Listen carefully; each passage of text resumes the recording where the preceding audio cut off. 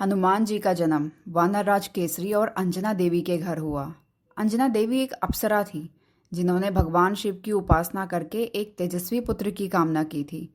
भगवान शिव ने वरदान स्वरूप उनके गर्भ में अपने अंश से एक दिव्य बालक को जन्म दिया जो आगे चलकर राम भक्त हनुमान कहलाए।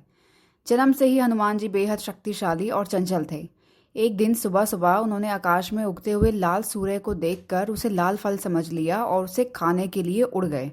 वे इतनी तेजी से आकाश में पहुंचे कि सारे देवता घबरा गए। इंद्रदेव ने अपने वज्र से उन्हें घायल कर दिया जिससे वे पृथ्वी पर गिरे और बेहोश हो गए।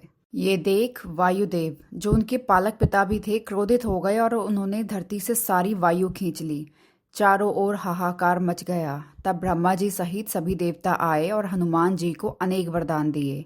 ब्रह्मा जी से अमरता, इंद्र से अजेयता, वरुण से जल में न मरने का वरदान और अग्नि से अग्नि में न जलने की शक्ति। इस तरह हनुमान जी बन गए अष्ट सिद्धि नवनिधि के स्वामी। हनुमान जी बहुत चंचल थे। खेल खेल में वे ऋषि मुनियों की तपस्या में बाधा डालते थे। एक दिन एक मुनि ने उन्हें शाप दे दिया कि तुम अपनी सारी शक्तियां भूल जाओगे और तुम्हें तब तक अपनी शक्तियों का ज्ञान नहीं होगा जब तक कोई तुम्हें याद नहीं दिलाएगा।